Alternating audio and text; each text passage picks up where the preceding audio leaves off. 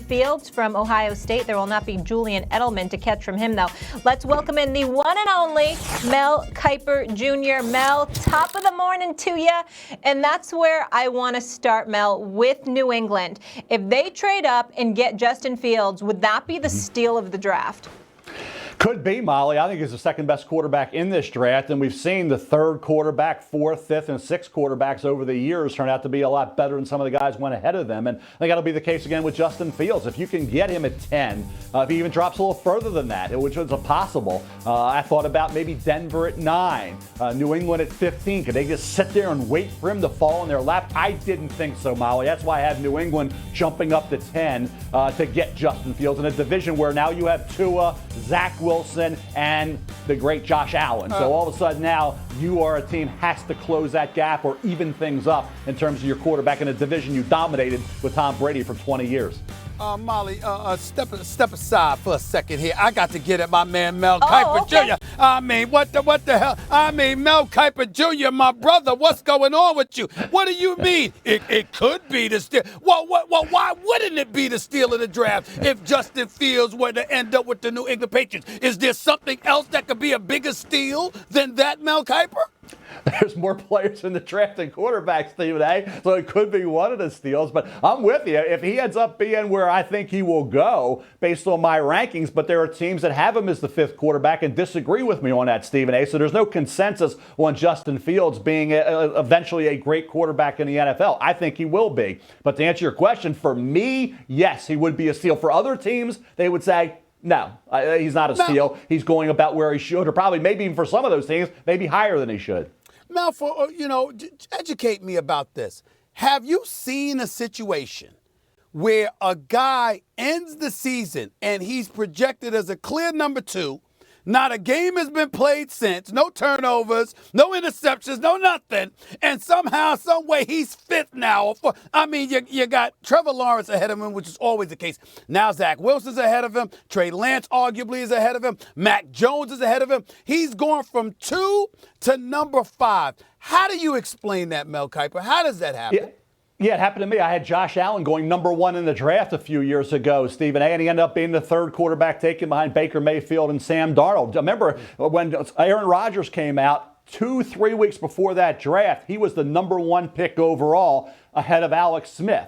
And he dropped into the 20s. So it has happened before with this type of situation. And like I said, I think of Ben Roethlisberger. He was the third quarterback taken when the other two went really high. So there's been plenty of examples of this over the years. Normally, Stephen A., the quarterback that does fall 9 times, 8 times out of 10, it turns out to be really, really good. It makes teams pay for letting that quarterback slide down as far as they did.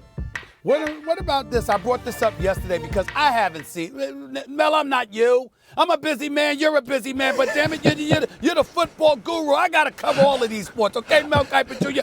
I didn't watch Zach Wilson that much. He is playing at BYU. And I'm just looking at the schedule with Mel, and I brought this up yesterday. Right. Navy, Troy, Louisiana Tech, Houston, Texas State, Western Kentucky, Boise State. There's a loss here to Coastal Carolina. There was a win over North Alabama. Not Alabama, North Alabama. I didn't know there was a North Alabama, Mel Kiper Jr. So my question to you is, when do we take into account the level of competition somebody's going up against? I know Carson Wentz played in North Dakota State, and he was still taking number 2 overall, and we got Trey Lance that's going to be a top quarterback pick.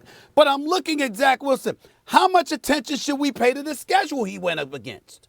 I think you have to pay attention to it. Trey Lance played a 1AA schedule only, Stephen A. Only had one game this year against Central Arkansas. He was 15 or 30 throwing the football. So I'm with you on Justin Fields. I understand that the talent with Trey Lance and Zach Wilson, the way they spin it, their arm strength, their release, their accuracy is really good for Wilson. Lance has to improve his accuracy moving forward. But I get all that. Talent, undeniable. But it's the same thing for Justin Fields. Incredible talent. But somebody's going to have to slide side, Stephen A. In every draft, so one of these quarterbacks, it gets scrutinized. How did Josh Allen become the third quarterback off the board that year when he's an elite quarterback right now? How did Aaron Rodgers drop into the 20s? Well, some things are just unexplainable. They happen because it's the draft, and we don't know college to pro how these guys are going to do. It's all speculative, Stephen A., and opinions are all over the place. Well, break down for me, Mac Jones suddenly is elevated to number 3. Now, I remember because to me, it's Alabama all day, every day. Roll Tide. You know how I am.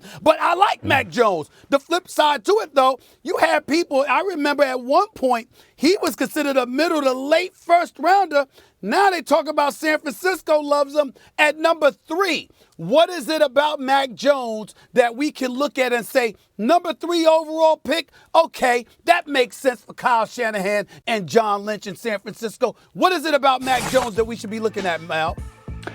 He nailed the draft process, Stephen A. And by that I mean the season, Senior Bowl week, Pro Day, interviews, everything about Mac Jones screams Kyle Shanahan. Accuracy, throwing the football to the short, medium, deep levels. Does that exceptionally well. Incredibly cerebral, getting in and out of that huddle, communicating to the verbiage and the play to the rest of that offense. All those things, accuracy, being able to make throws in clutch situations. That's what cost the 49ers the Super Bowl. An inaccurate throw down the field against Kansas City. You look at Matt Schaub, you look at Matt Ryan. Look what he's been able to do, Kyle Shanahan with Jimmy Garoppolo. Now Mac Jones kind of fits what they need in a quarterback. And he does not make mistakes. And when there's somebody open, whether it's a third option, fourth option, fifth option, he finds that guy.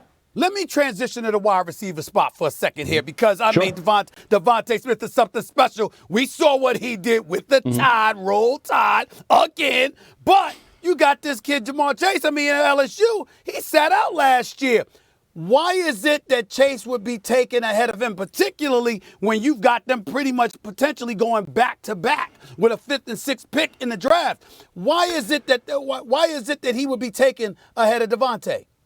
Well, I have Devontae number 1. I've been consistent with that, Stephen A. But right now the consensus is that Jamar Chase is going to go ahead of Devontae. He did opt out. You mentioned that. He only had that one great year at LSU. Keep in mind, 2018, he didn't light it up. And Joe Burrow didn't light it up. It was 2019 where it all came together. With the 84 catches and the 20-point plus average and the 20 touchdowns. So for Jamar Chase, I think bigger, more physically imposing than Devontae Smith, the splendid Splinter 2. I'm with you. I've been consistent all along. I had Devontae number 1. And again, where do I have Devontae? Going right behind Jamar Chase, not that far. Jalen Waddle is in this mix, Stephen. Yes. Jalen Waddle could maybe go ahead of Devontae Smith. I'm not buying it right now, but it possibly could happen.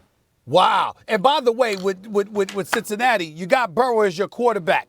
You know you need an offensive line because they stuck. That's part of the reason he got knocked out for the season, okay? But the flip side is you also need weapons to throw to, and he could end up having Chase or Smith. If you're the Cincinnati Bengals, what direction do you think they should go in? What direction do you think they will go in?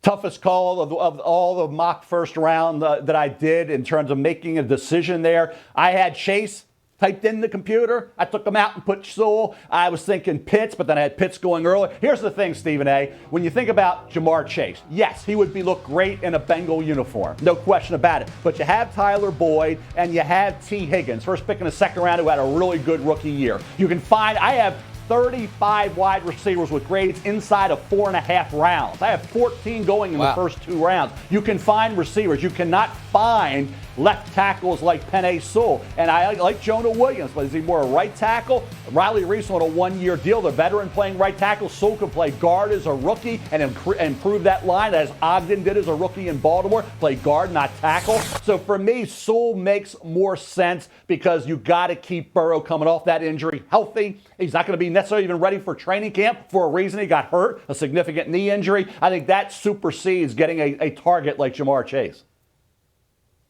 I think it's fair to say if you need a receiver or a quarterback, this draft class, it's your year for sure.